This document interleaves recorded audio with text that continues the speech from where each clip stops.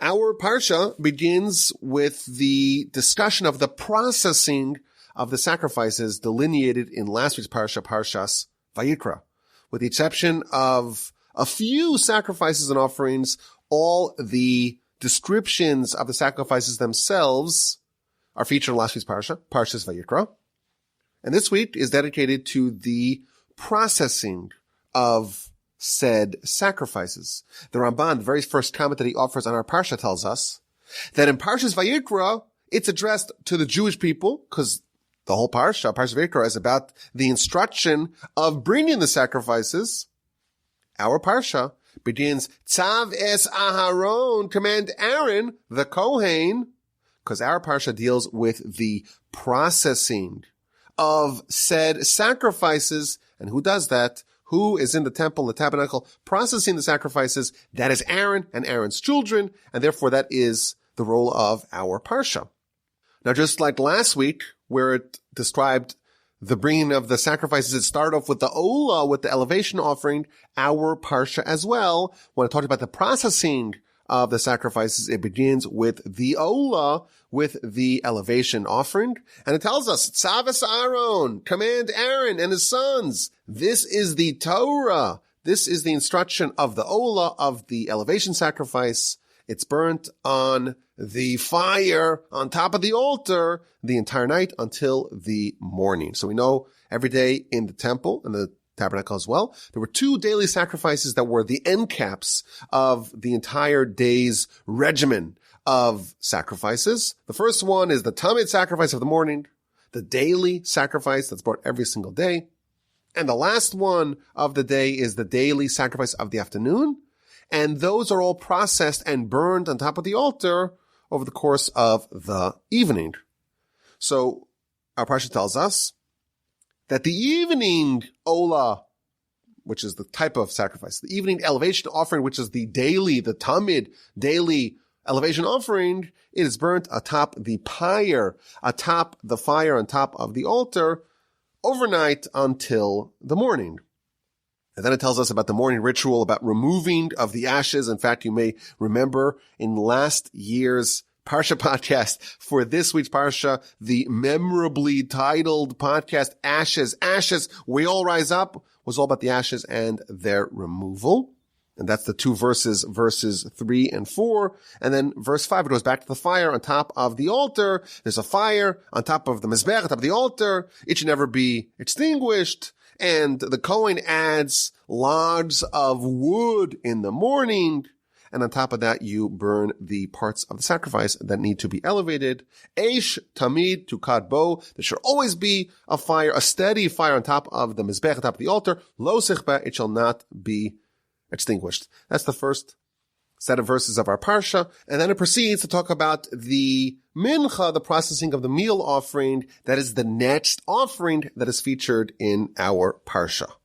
But there's a big emphasis, a big focus on the fires on top of the altar. In fact, Rashi calculates that there are 4 distinct mentions about the fire upon the altar in the first few verses of our Parsha. And Rashi tells us that the reason why there's so many invocations, so many mentions of this fire, is to tell us how many fires there have to be, either 2 or 3 or 4 continuous fires upon the altar, different amounts of fires for different days. Rashi also tells us an interesting factoid, that the light of the menorah, the fire for the menorah, you didn't strike a match to light the menorah. You took a fire from on top of the altar. Why? Because the word tamid, which means continuously, is featured by the menorah and is featured by the altar. And therefore it tells us the fire, that's the continuous fire upon the altar, that should be the fire that's source to light the continuous fire on top of the menorah.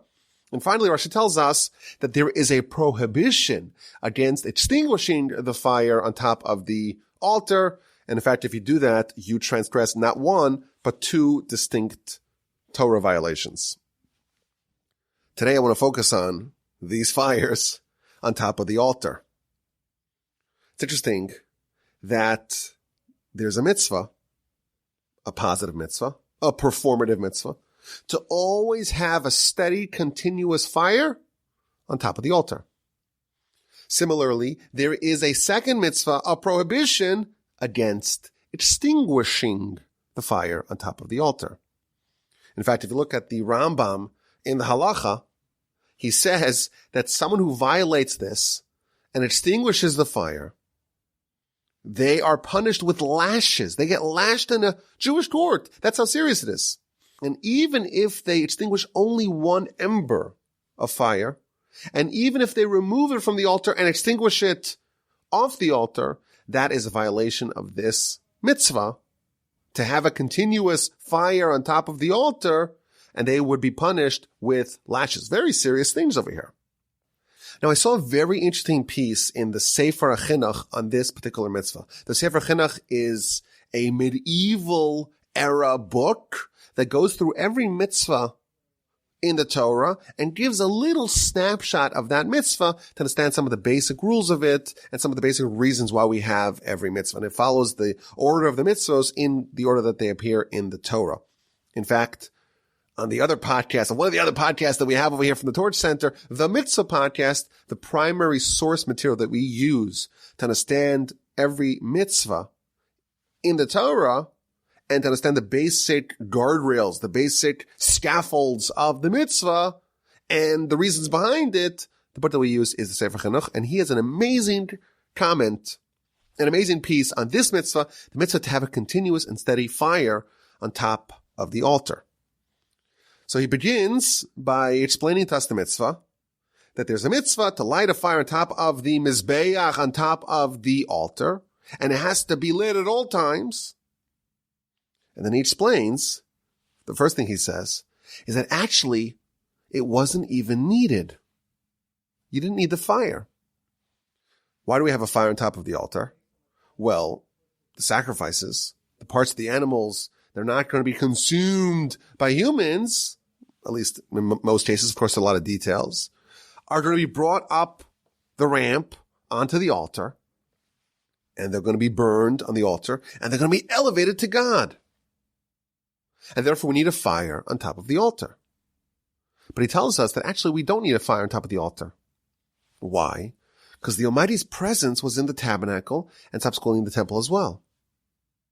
And therefore, the Almighty produced a heavenly fire that descended from heaven on high down below, and it consumed the animals and the parts of the animals, the sacrifices, on top of the altar. And therefore, there's really no need to have like a supplementation of a human fire, because there's a divine fire. If there's a divine fire, why do you need a human fire? So he tells us that the reason why we have to make this human fire, even though it's unnecessary, even though when the Almighty's presence was in the temple and the tabernacle, he would provide a heavenly fire. Nevertheless, there is a concept that whenever there's a miracle, you try to obscure the miracle as much as possible. You try to conceal it. You don't want the miracle to be overt. You want it to be hidden. And he gives an example with the splitting of the sea. Of course, back in the book of Exodus, we read the splitting of the sea. And the verse tells us that the whole night before there was a gale, there was a hurricane, there were tornadoes, there were strong winds. And then in the morning, the sea split and the Jewish people were able to walk amidst the sea in dry land. Why did the Almighty make a gale, hurricane force winds the night before? To minimize the miracle, to make it seem like it could have been nature. So all miracles, the miracles are basically like extensions of natural phenomenon or natural phenomena that are perfectly tailored for the experience at hand. We know if you've seen like a tsunami, you know that sometimes there are these natural events that clear out entire oceans or entire ocean beds or parts of the ocean, parts of the sea. So that's what happened. But it happened for the Jewish people when they needed it at the right time, when they were surrounded by their enemies. The sea, in fact, split. But that does allow a skeptic or a heretic to question the Almighty's role. Similarly, if there was a fire descending from heaven, consuming the sacrifices, well, that's an unimpeachable, incontrovertible miracle. You always want to have an escape, an accommodation for the heretics. There always has to be some room for skepticism, and therefore the miracles are always obscured, and we're commanded to try to obscure the miracles when we can, and therefore we provide a fire atop the altar. And then he adds, this I found really interesting, the heavenly fire was actually invisible.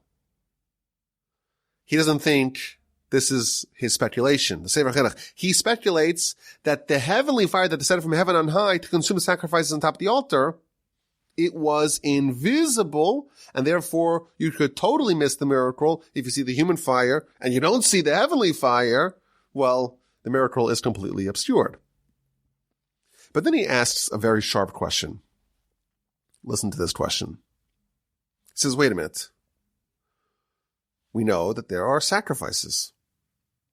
And the sacrifices, well, they have to be processed. And part of the processing of the sacrifices is to burn certain parts of the animal on top of the altar. But the mitzvah to have a fire on top of the altar is irrespective of the sacrifice schedule. Meaning that even if there's a point of the day or a point of the year or a point of the night or some juncture in time where there are no sacrifices, there must still be a fire. And the question they asked is, wait a minute, why is there a need to have a fire on top of the altar at all times? You need the fire to elevate the sacrifices, to burn the parts of the animal that are not consumed. And of course, every sacrifice has a different set of protocols, but you're elevating to God the animal, whatever that means, on the altar. It seems that the fire is just a means to process the sacrifice. Yet here we have a special mitzvah to just have a fire, even when it's not being used to process the sacrifices. Not only is there a positive mitzvah, there's also a prohibition to extinguish the fires, even one ember. There has to be a fire, even outside of the utility of the fire processing the sacrifices. And the question is, why is the fire any different than all the other aspects of the sacrifices? So for example, there's no mitzvah to have sharp knives in the temple, even though of course without sharp knives you can't do any sacrifices. It's a facilitator for a mitzvah, but it's not a standalone mitzvah. The fire, you would imagine, would be the same thing. You happen to need a fire for the sacrifices, yet we have special mitzvos in our parsha that you always have to have a fire, even if there are no sacrifices. That's the question that the Sefer Chinuch, this ancient medieval era book on the mitzvos, asks on this mitzvah, mitzvah number 132, in his counting of the mitzvos in the Torah. Why must there always be a fire atop the altar, even in a case where there are no sacrifices? And his answer is absolutely fascinating. Listen to this. He says that just as with respect to the showbreads were the breads that were placed upon the table and were consumed by the Kohanim each week. And the reason why we have these breads, says the Sefer Chinuch, is because they are receptacles of divine blessing, and they are absorbing the blessing from God that permeates, that spreads to all the other breads in the world. Meaning that with the showbreads in the tabernacle, in the temple, there is now holy bread, so to speak, and the Almighty's blessing descends upon that bread. And once it's on that bread, it can spread to all the bakeries and all the ovens, and all the bread of the whole world can now receive that blessing once there is a foothold for the divine blessing to descend upon in the Almighty's house, so to speak, in the tabernacle, in the temple. Very interesting idea. There has to be something for the blessing to grab a hold on. And once there's blessing in the bread in the temple, then it can spread to every other aspect, every other example of its ilk, every other bread in the world. The bread of the showbread, that serves as a receptacle for the divine blessings of bread. And once there's a bread that's replete with divine blessing, it can now spread to every other bread. Similarly, says the Sefer Chinuch, we want blessing in the bread. We also want blessing in the fire. Amazing line. We have to do a mitzvah on the fire. Why? So that fire in this world should be blessed. And the fire in every person should have the influence of this divine blessing. What an amazing idea. Every person has a fire within them. And we want that fire within them to be blessed. And therefore the Almighty makes a mitzvah to have a fire in the temple, in the tabernacle. And that fire will receive the divine blessing. And once there's blessing and fire in this world, it can spread to the fire that exists within each and every person. The fire in everyone's belly, as they say. What an amazing idea. Why do we have a fire on the altar? So I always thought, well, we needed to process to burn the sacrifices, to elevate them to heaven. Says the Sefer Chinuch, if that was the only reason why we had to have a fire, well, then it would be coupled with sacrifices. And you wouldn't need to have a fire when there is no sacrifice to process. There wouldn't be a standalone mitzvah to always have a fire. The fire would be like the knife. You need it, but only for its utility in helping you perform the other mitzvah, the mitzvah of the sacrifices. That's what I would have thought before reading this Sefer Chinuch. But now we discovered that there's actually another reason why we have to have a fire on top of the altar. And this reason mandates that we have a fire on the altar at all times. And that is to provide blessing for all the fires in the world. And the blessing of the fire descends to this world and has a foothold on the altar. And once it's there, it can spread and permeate and proliferate to all the fires within each person. What an interesting idea. And he continues. What is the nature of this fire within man? Uma eish zeh. What is this fire? So he tells us, this is just, again, very interesting framing. This is the nature of man. Man is comprised of 4 elements. And the most ethereal of these elements is the fire. And this fire within a person gives a person strength and movement and action and energy. And therefore it needs blessing more than anything else. Humans have the capacity to be dynamic. We have energy, we have movement, we have action. And that is the engine, so to speak, that drives mankind. And therefore it's so important, so critical, it demands blessing. And therefore the Almighty says, put a fire atop of the altar and let there be blessing at all times on this fire. And once there's blessing in this fire, there will be blessing in all the fires, including the fire in every person's belly, as they say, the fire in your belly, the engine that drives you.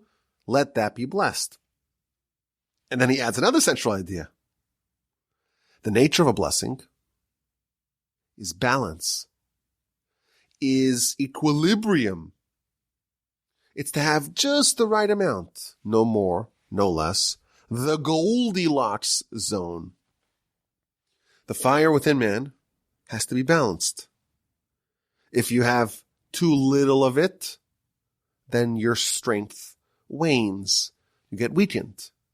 If you have too much of it, then you'll die of a burning fever, meaning it's too much, it'll consume you.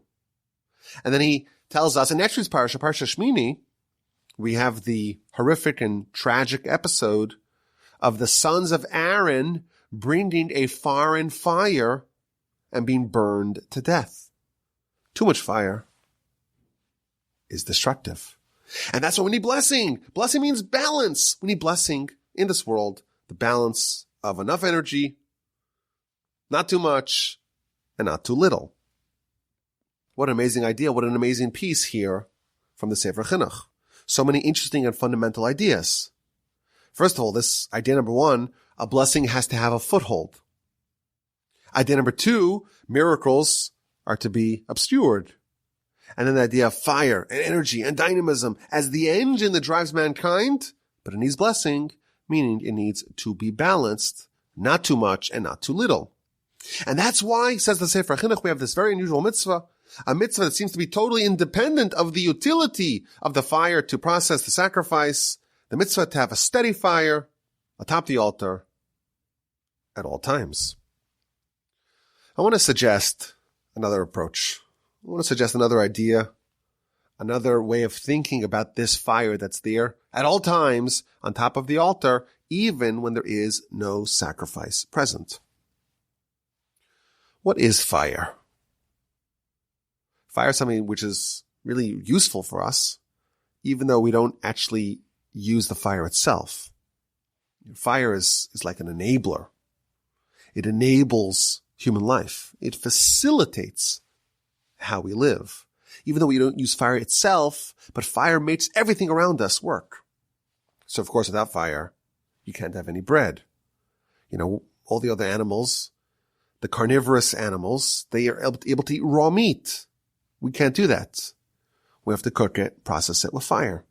You need fire for heat and for fuel and to cleanse things. Without fire, there's no industry. You can't make metal. You can't build anything. You need fire in so many different areas of life. If you took out fire, we would not be able to live, certainly not the way we live today. Yet fire itself is not something that we partake in. We use fire to transform other things. Fire is this force of changing the properties of a given item. In itself, it's quite ethereal. It's something that is not very useful for us in its own, but it has the ability to transform other things and make them more useful, more beneficial, better for us in a variety of ways. So we need fire. And of course, we need fire in the temple, in the tabernacle. It's a critical part of the sacrifice protocols and rituals and procedures. You slaughter the animal and catch the blood, and you walk to the altar and sprinkle it upon the altar, and then you divide up the animal into its parts, and you elevate it to the altar, and you place it upon the fire on top of the altar, and thereby gets elevated to God.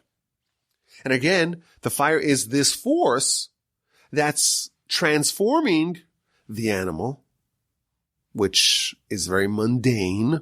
It's not very holy.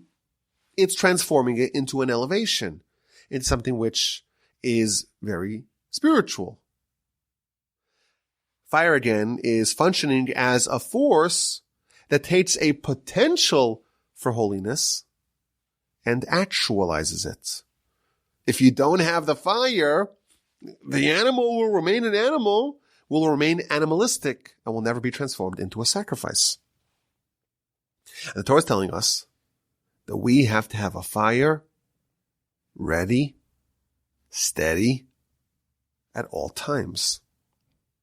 Perhaps the idea here is that the fire is there to transform the sacrifice into an elevation. The fire must be prepared ahead of time. Why? Because preparation for an opportunity is a mitzvah on its own.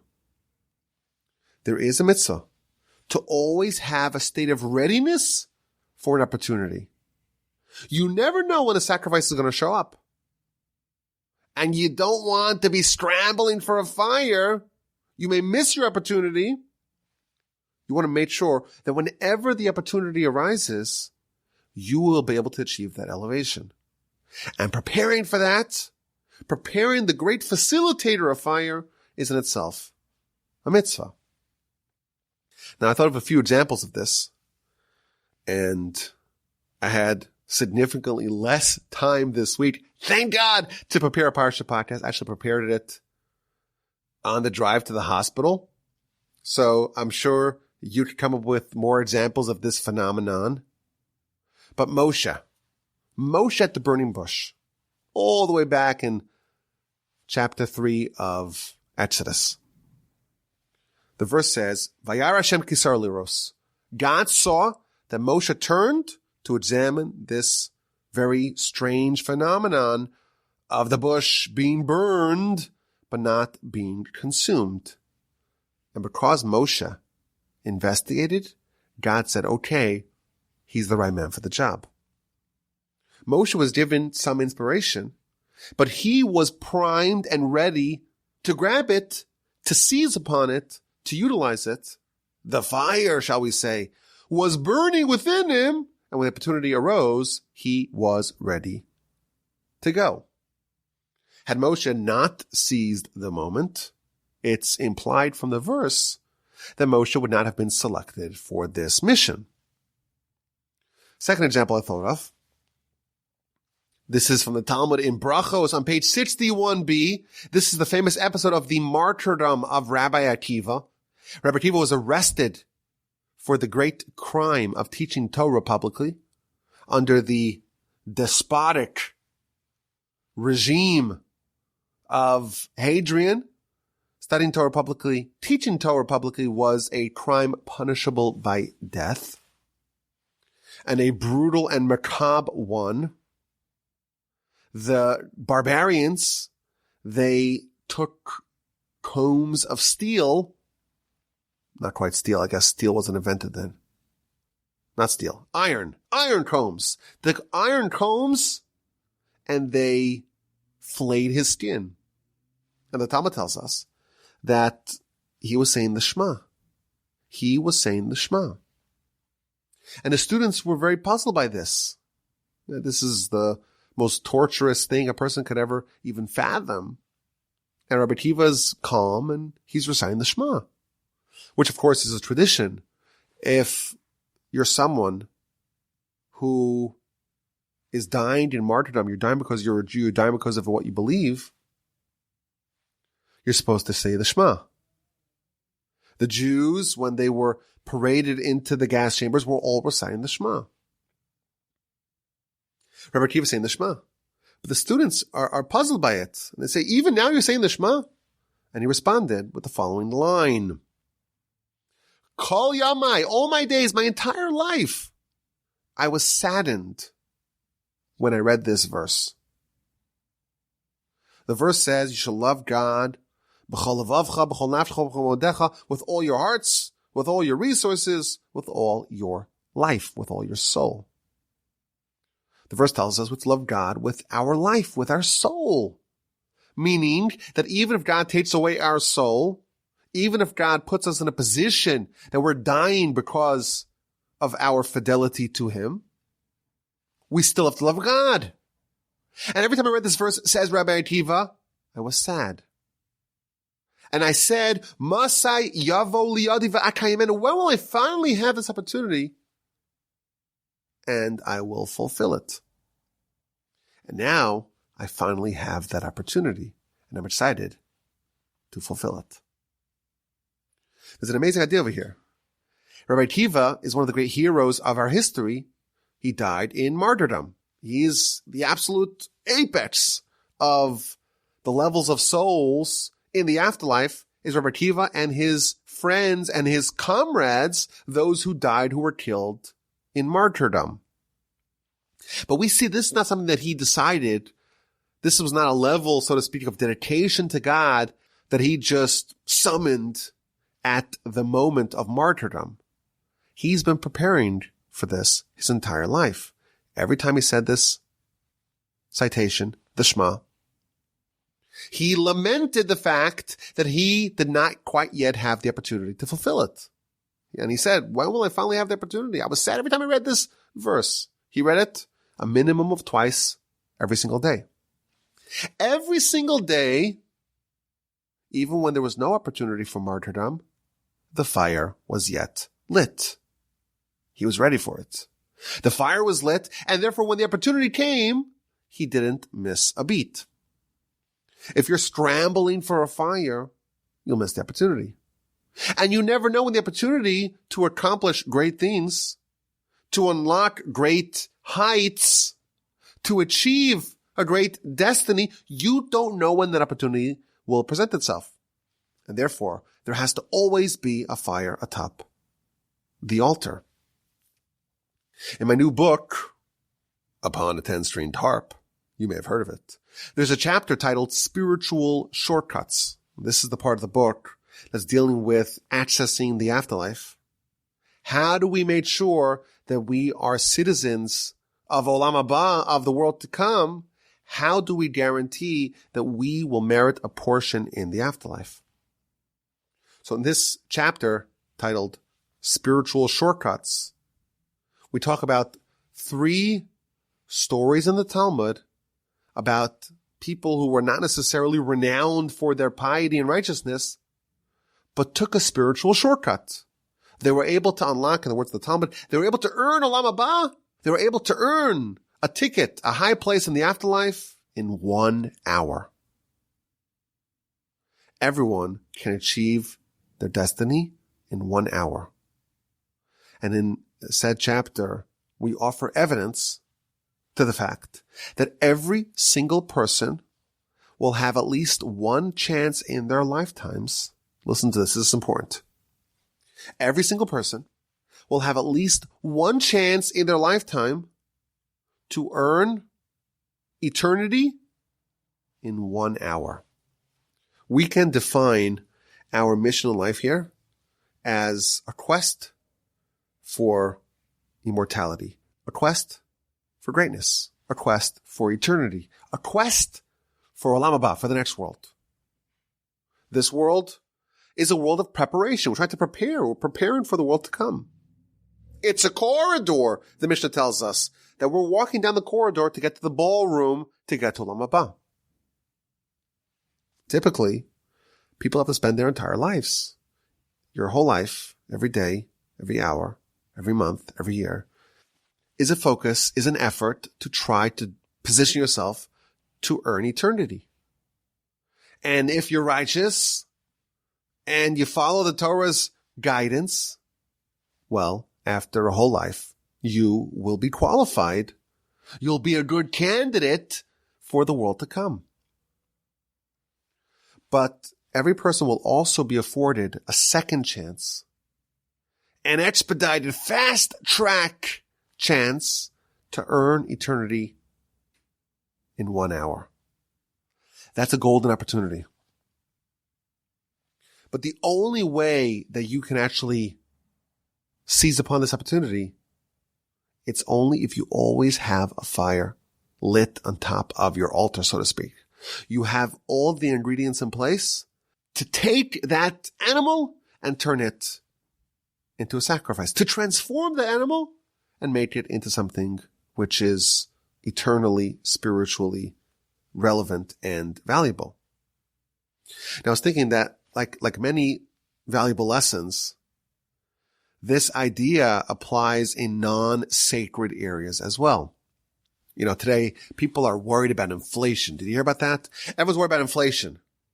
There's a 7%, or maybe it's even higher, very high levels of inflation, and that causes a lot of angst for people because they don't know what to buy, and it causes all kinds of problems. What do I do with my cash in the bank?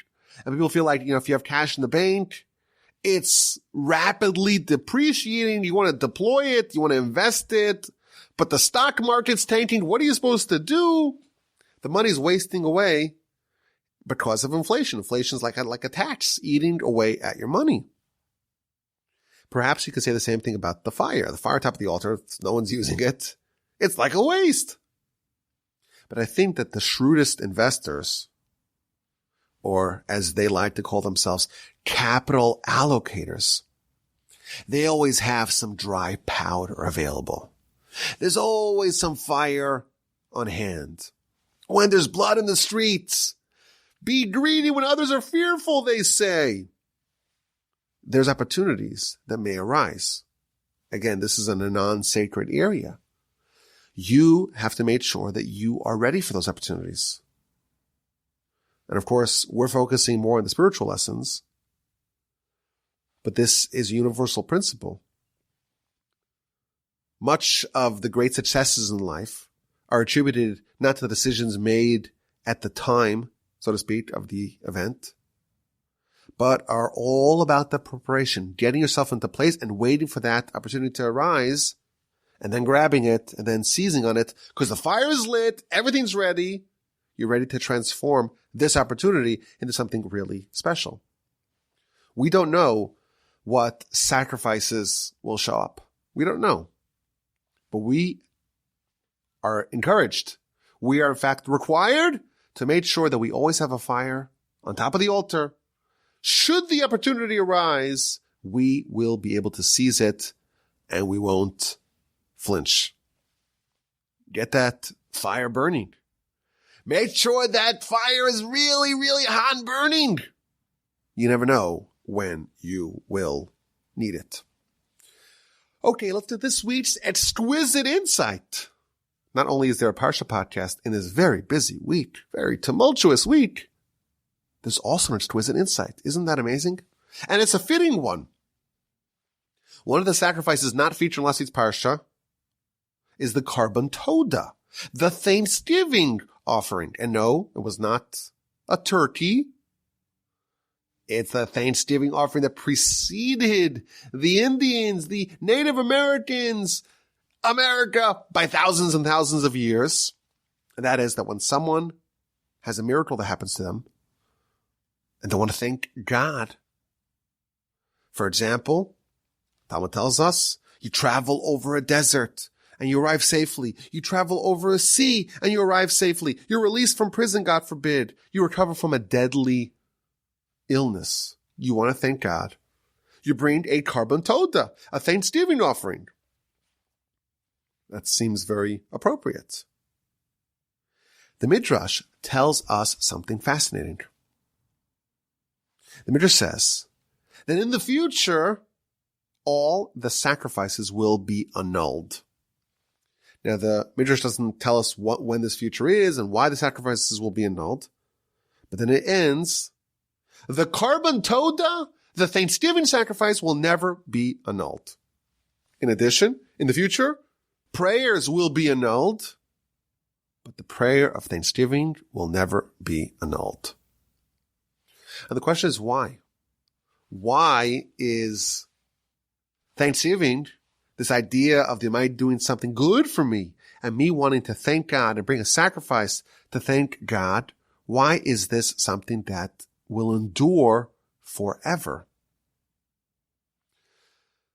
So the commentaries tell us that there are two objectives in sacrifices. Most of the sacrifices are there to achieve repentance. You committed a sin, God forbid, and there's a need to rectify, there's a need to purify, there's a need to cleanse, to fix what was wronged. And for that, we have this whole process of sacrifices. Now we have prayer in their stead. You're fixing what is broken. And therefore, if everything is fixed, if there's nothing broken, well, maybe in that kind of world, in that kind of epic, there's no need for sacrifices. But even in a fixed world, even in a perfected world, the objective of life is for man, and when I say man, I mean mankind, for humanity to foster and develop a relationship with the Almighty. And the way that is done is by us appreciating and having gratitude to God for all that He does for us, and for God continually bestowing upon us with blessing. And that's what we're here for. We're here in this world. We were created to thank God. In the memorable comment from the Ramban at the end of Parshas Bo, we mentioned this numerous times over the many years of the Parsha Podcast. This incredible comment from Ramban where he talks about what life is really all about, what the mitzvahs are here for. He has a line. He says that the reason why we were created, the reason why we exist, the reason why the world, the universe exists is for man, the reason why man exists is to thank God, to develop a relationship with God. And therefore, This sacrifice, it's not there to only rectify something that's wrong. Even when things are going right, that is what it is all about. Now, my grandfather, blessed memory, he said something very interesting.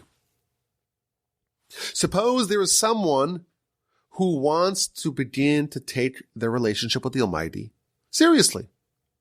What is the first step? Of course, your whole life is about trying to develop a relationship with the Almighty, and that once it starts, it really doesn't end.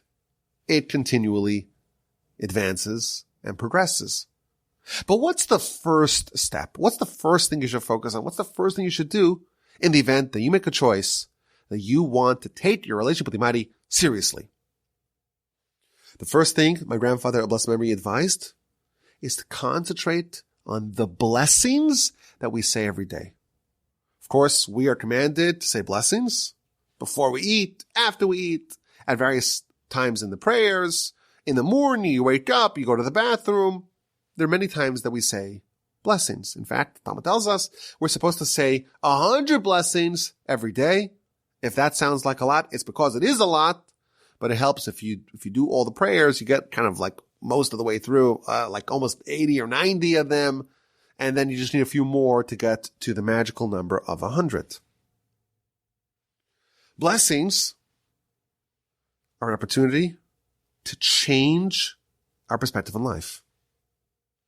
When you are about to enjoy something, you're going to eat something, you're going to drink something, and you stop and you thank God about it. That is a radical reframing of life. Previously, you were like, well, there's a nice fruit here, there's a good sandwich over here, a good steak dinner over here, French fries, delicious, maybe not so healthy, but delicious nonetheless.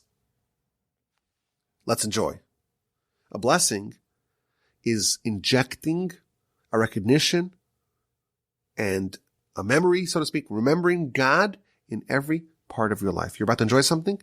Think where it came from. Think about the Almighty who enabled this, who facilitated this. A blessing is an effort to stop taking things for granted, to stop being entitled, to notice the world around you, to thank the Almighty for all the goodness that He's given to you. You go to the bathroom. If you are fortunate enough to have a system that's all working as planned, you don't think about it. You've been doing it ever since you were literally a baby. But of course, it is a very complicated system. And the digestive system and how it all works and all the pipes and all that, it's just something to marvel upon. And in fact, that's what we say in the blessing. God acts wondrously. The whole thing is a wonder. A sight to behold, a marvel to marvel upon. Normally, by default, we take it all for granted. With a blessing, we stop taking it for granted. And we think about all the goodness that He does for us. And that, of course, is going to trigger a deep feeling of appreciation and thus the fostering of a relationship. So isn't it interesting that thanking God is the quality that spans the entire spectrum of our lives? You want to get started? You want to begin your relationship with the Almighty? That's when you focus on. And when you are complete and you don't even have a need for any of the other sacrifices, everything has been fixed. You're completely refined and perfected. This is what remains. Fascinating idea. Exquisite insight. I hope you enjoyed. I thank you for listening. I thank you for being there for me in the Parsha Podcast for so long. Have a great day. And an incredible, wonderful, sensational, terrific, stupendous Shabbos upcoming. And please God, with help of the Almighty, we'll talk again, please God, next week.